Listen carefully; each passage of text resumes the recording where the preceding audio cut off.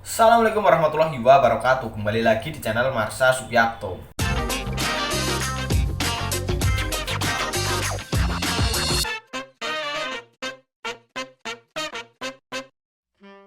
Pada kesempatan kali ini kita akan kembali membahas informasi menarik. Kali ini kembali terkait dengan seleksi CASN di tahun 2022 ini.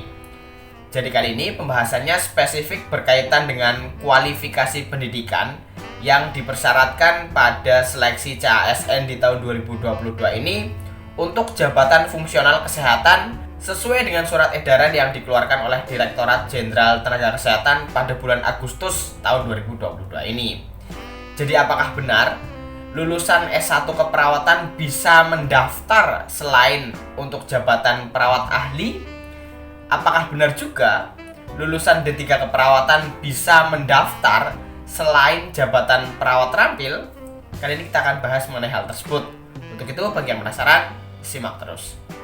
Oke, bismillahirrahmanirrahim, langsung saja kita mulai.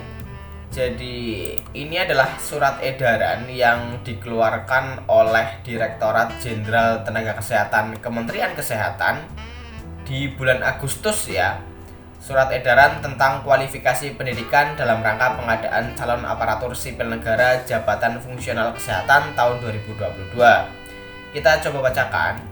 Dalam rangka pengadaan calon aparatur sipil negara jabatan fungsional kesehatan tahun 2022, dengan ini kami sampaikan bahwa Kementerian Kesehatan merupakan instansi pembina bagi 30 jenis jabatan fungsional kesehatan, antara lain administrator kesehatan, apoteker, asisten penata anestesi, bidan, dokter gigi, dokter pendidik klinis, entomolog kesehatan, epidemiolog kesehatan, fisikawan medis, fisioterapi, nutrisionis, okupasi terapis, ortotis prostetis, penata anestesi, pembimbing kesehatan kerja, perawat, perekam medis, pranata laboratorium kesehatan, promosi kesehatan dan ilmu perilaku, psikologi klinis, radiografer, refraksionis optician, sanitarian, teknisi elektromedis, teknisi gigi, teknisi transfusi darah, terapis gigi dan mulut, dan terapis wicara.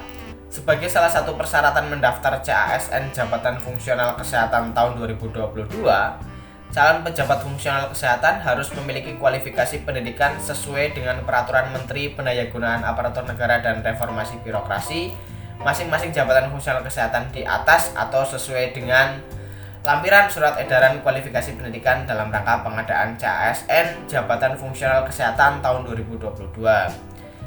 Jadi yang pertama, untuk jabatan ASN Administrator Kesehatan, jenjangnya keahlian, ini untuk kualifikasi pendidikannya S1 dan D4 bidang kesehatan ya. Dari mulai S1 kedokteran, S1 kedokteran gigi, S1 atau D4 keperawatan ya. Jadi di sini ada formasi administrator kesehatan dengan kualifikasi pendidikan S1 keperawatan ya. Jadi untuk S1 keperawatan tidak hanya bisa mendaftar sebagai jabatan perawat ahli pertama, tetapi juga bisa mendaftar sebagai administrator kesehatan. Dan ada banyak lagi kualifikasi pendidikan yang lain yang bisa masuk atau mendaftar sebagai administrator kesehatan. Kemudian selanjutnya ada apoteker, tentunya untuk kualifikasi pendidikannya profesi apoteker, asisten apoteker, D3 farmasi, dan lain sebagainya ya. Kemudian untuk D3 keperawatan, di sini juga ada untuk jabatan epidemiolog kesehatan terampil ya. Jadi formasi epidemiolog kesehatan terampil bisa diisi dengan kualifikasi pendidikan D3 kebidanan, D3 keperawatan, D3 keperawatan gigi atau kesehatan gigi atau terapis gigi dan mulut, D3 farmasi, D3 fisioterapi, dan lain sebagainya. Jadi untuk administrator kesehatan dan epidemiolog kesehatan terampil ini kualifikasi pendidikan yang bisa masuk itu sangat banyak. Jadi ada banyak pilihan bagi para lulusan S1 keperawatan maupun D3 keperawatan ataupun formasi tenaga kesehatan yang lain selain mendaftar sebagai perawat ahli pertama atau perawat terampil. Jadi mungkin itu yang bisa disampaikan pada kesempatan kali ini. Jika ada tanggapan atau pertanyaan, silahkan tinggalkan di kolom komentar.